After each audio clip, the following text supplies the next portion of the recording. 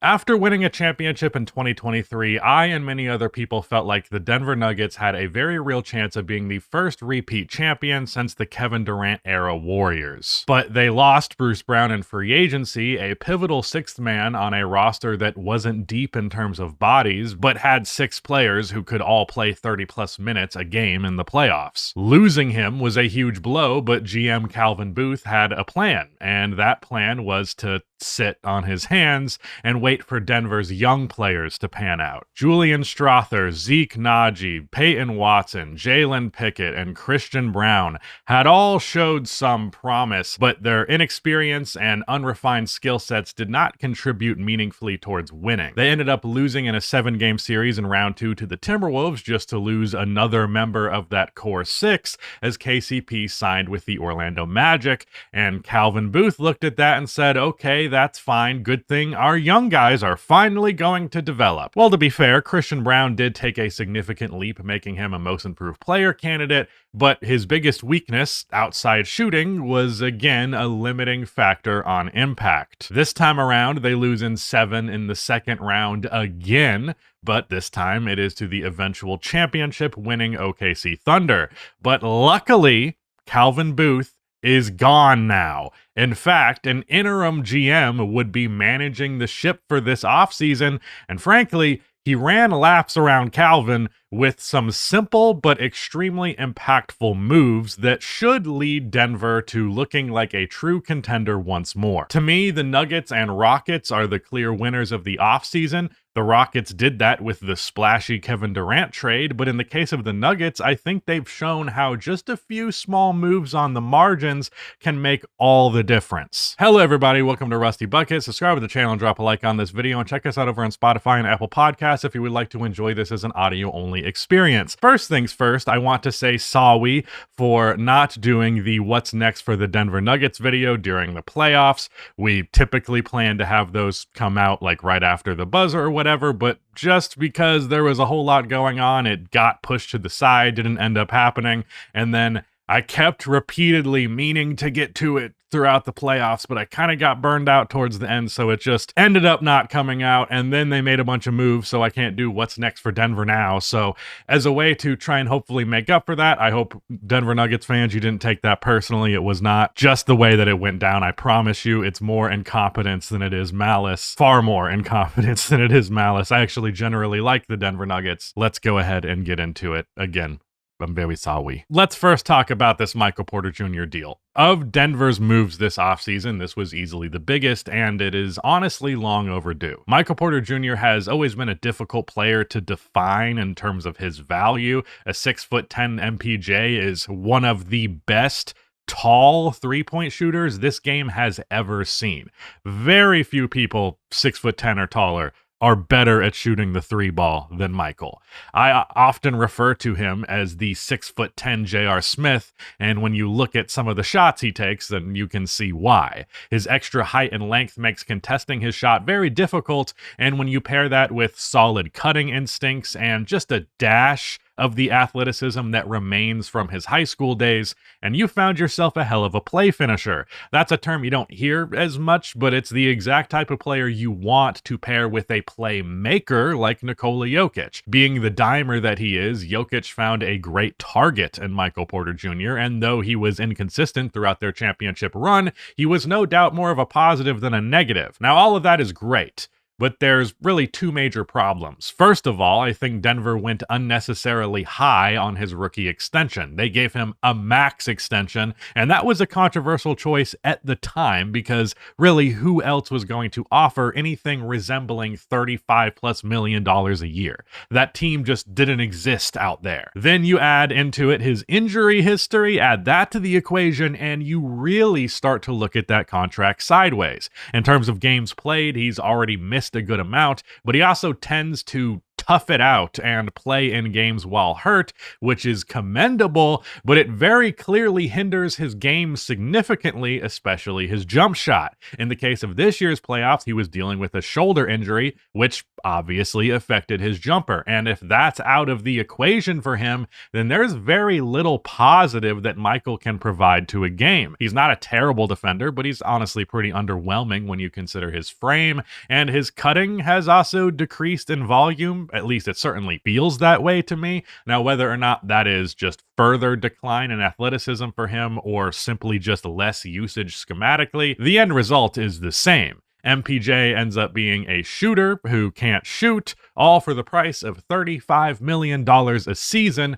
Including the playoffs this year, Michael made nearly $400,000 per game. It's easy to be low on him now due to his playoff performance, which is unfair given the injury, but nevertheless, the NBA is all about depth now, and it's all about optimizing salaries. If you have a guy on your roster giving you $20 million a year worth of production, but you're paying an extra $15 a year for it, that can be debilitating. Because that extra 15 could be dedicated to another role player who plays 30 plus minutes per game, and at the end of the day, 2 players is generally better than 1. Look at what Dorian Finney-Smith went for. Imagine that value for a team like Denver, how important he could have been. There was no room for a guy who makes 11 to 15 million a year on this team.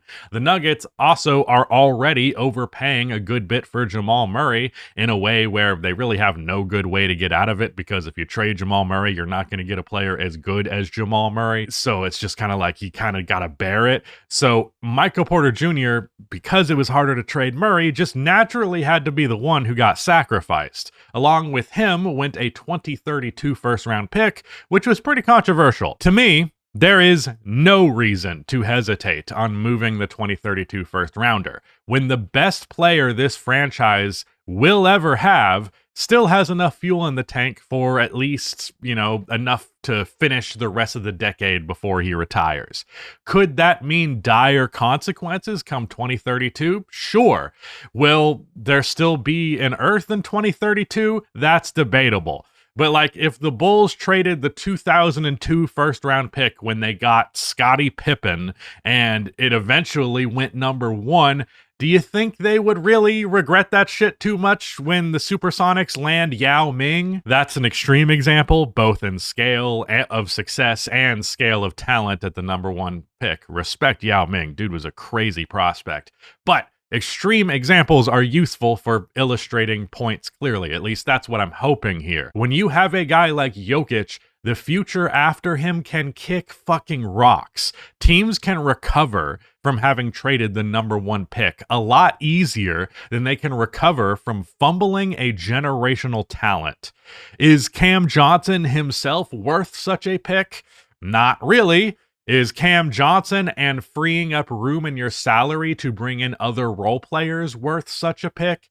Absolutely. And since I've said his name twice now, let's talk about Cam. I'll admit I am a huge fan of Cam and a big believer in Cam, so I have a lot of bias here. I have been telling good teams to trade for this guy in as many forms and fashions as I can. I have repeated the point that the Thunder should have traded for him at last deadline ad nauseum, because I truly think he is just the type of player who you go for every time. The only reason that I'm such an advocate for him is because there are few players who can be such instant game changers, such seamless fits at such a reasonable price, and those players often fall into the exact archetype that Cam Johnson is. A forward who plays good defense, shoots the 3 exceptionally well, and while not excellent at anything else on offense, more than serviceable enough at the connective stuff. Maybe not as effective of a cutter as MPJ when he's stretched really well. Maybe not as effective as a cutter as Michael Porter Jr. if he stretched really well that day,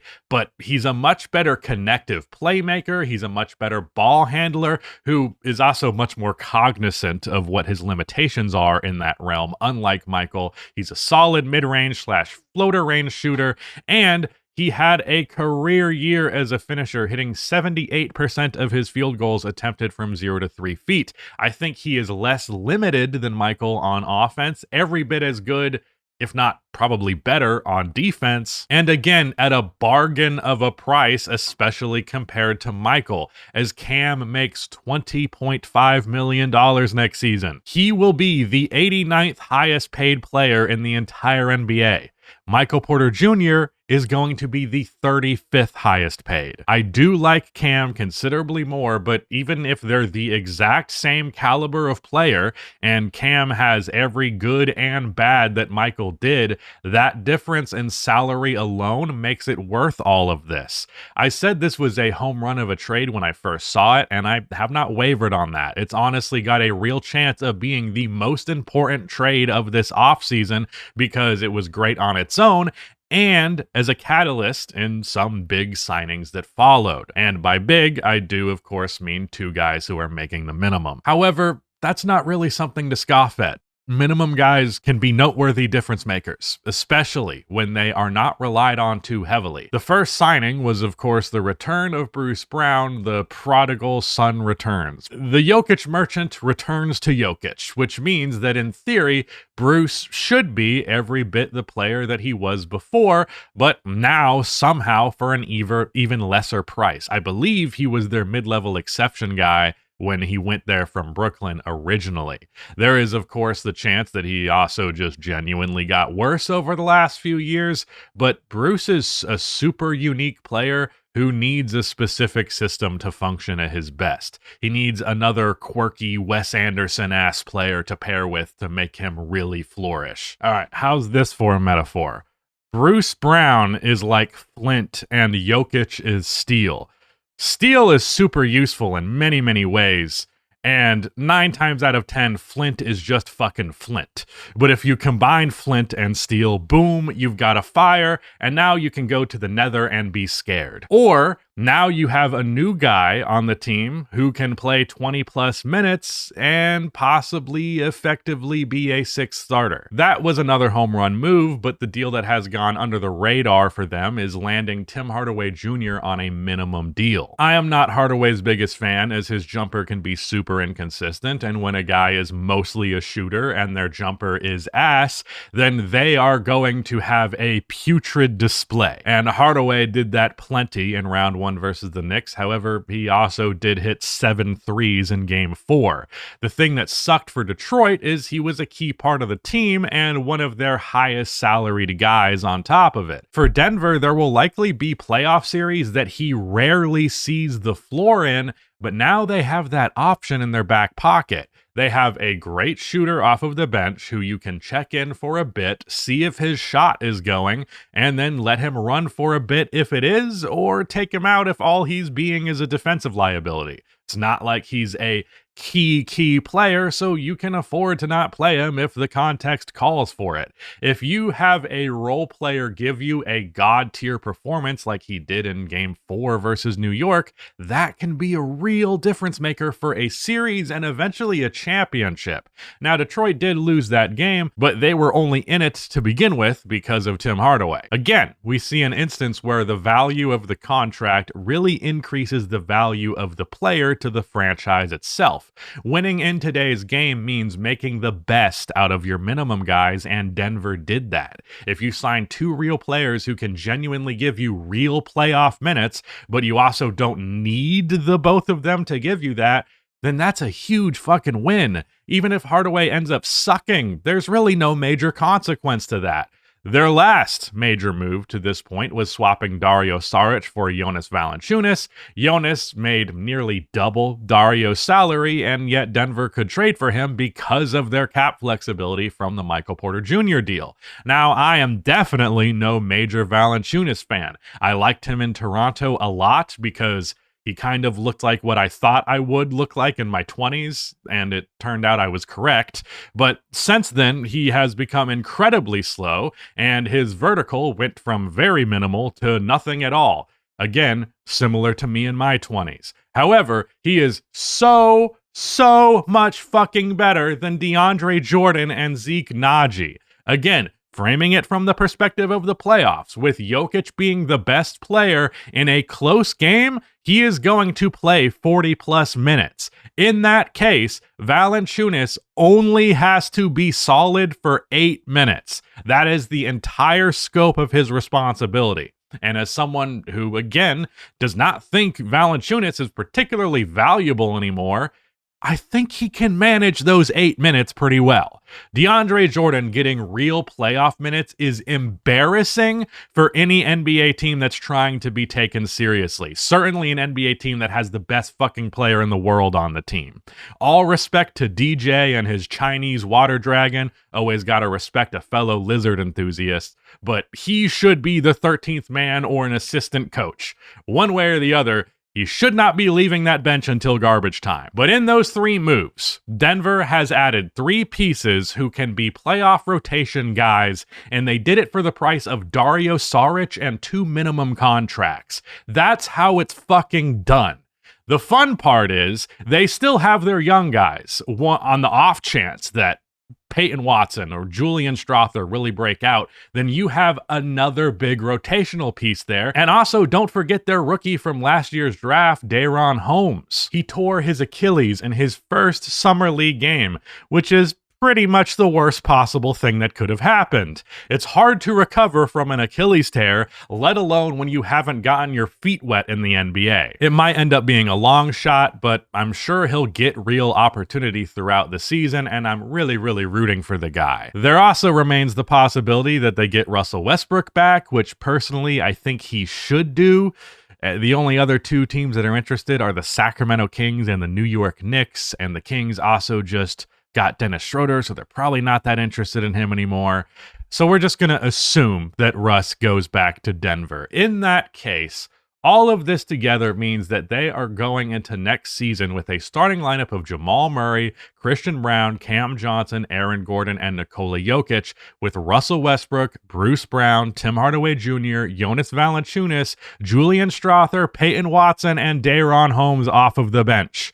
That is so much versatility.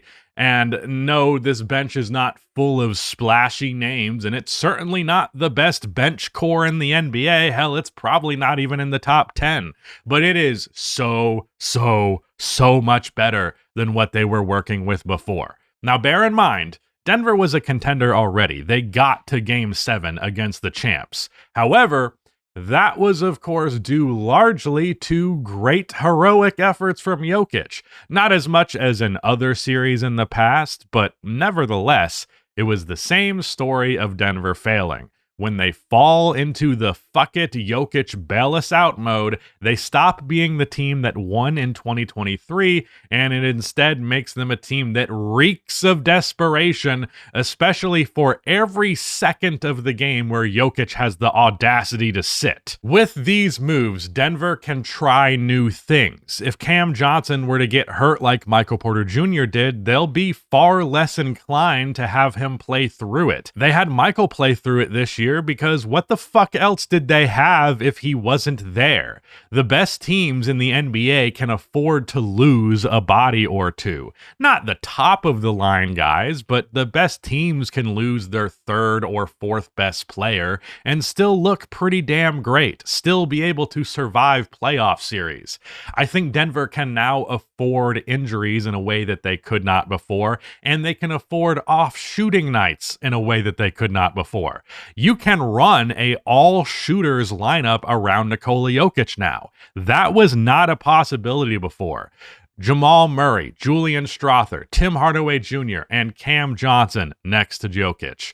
Maximum spacing. Like, who are you helping off of if you double team Jokic? Good fucking luck. They could also run an ultra defensive lineup. Christian Brown, Bruce Brown, Peyton Watson, Aaron Gordon next to Jokic. You could run an ultra playmaking lineup with Jamal Murray, Russell Westbrook, Cam Johnson, Aaron Gordon, and Nikola Jokic. Hell, if you wanted to get real crazy with it, because this is becoming more and more the meta, you could possibly even run double bigs. Murray, Brown, and Cam as your top three, and then Jokic at the four with either Valanciunas or Day'Ron Holmes as the five-man.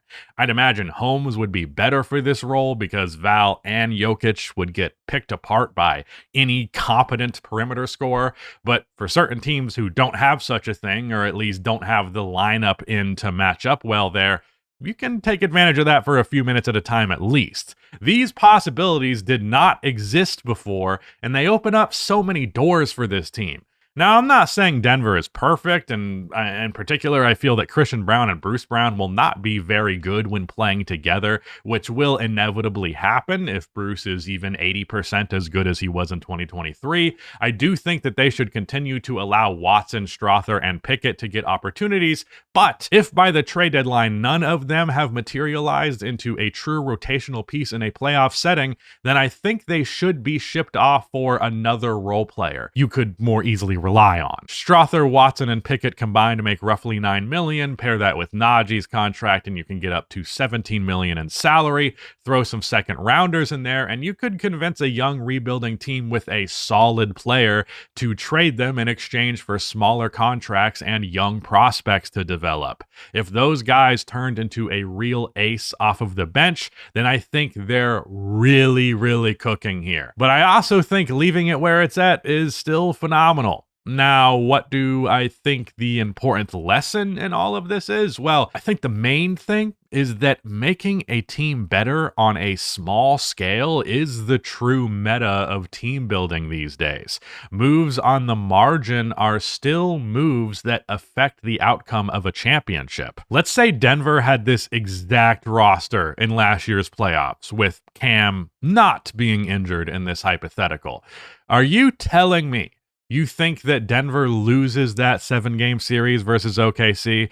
I'm the biggest Thunder dick writer outside of its own fan base, and even I don't think they would have survived if Jokic had just 2 more solid bench pieces he could rely on, let alone 3. Denver's owner, before the offseason kicked off, got in front of a microphone and kind of put a foot in his mouth. He said the quiet part out loud by acknowledging that failing to improve this team could mean losing Nikola Jokic at the end. Rudy even wanted me to make a video on that slip up, but I honestly didn't see it as a big deal at all in the way that many other people did.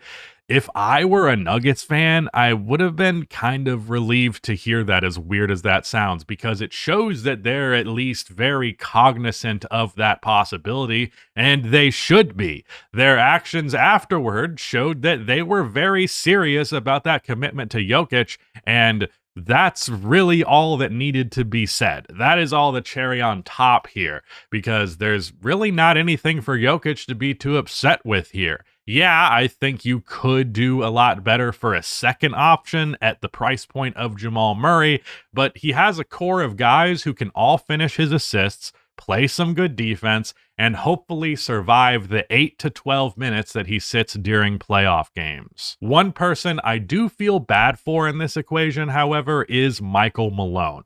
The guy was screaming from the rooftops that this team needed to just sign a few solid vets. He was not asking for them to get like Keon Ellis and Nick Claxton off of the bench. He just wanted real players who were not just a speculative asset wearing a Nuggets jersey. And they fired him just to finally do the exact fucking thing that they were supposed to do in the last 2 off seasons.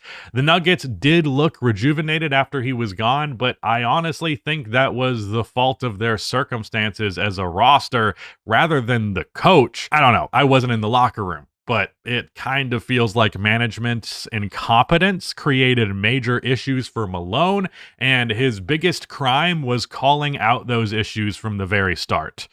But all that said, Denver had a perfect offseason. Only one major move, which was a lateral move player-wise, but it opened up the ability to add further depth. And now the best player in the fucking world has a good roster around him. I'm probably going to do an in-depth Rockets video as well, but it's more or less between these two teams as to who will challenge OKC the most in 2026. Personally, I think both will be formidable foes, but if I was OKC, I would be most scared of Denver. This roster could be better than it was in 2023. don't be surprised if next offseason we're talking about how Jokic can capture ring number 3. Let me know how you feel about Denver's offseason. Am I right on the money or did I get something wrong? Whatever it is, I always appreciate the feedback so long as you are not a dick. But yeah, that is it. Shout out to Nick for editing this video, and goodbye.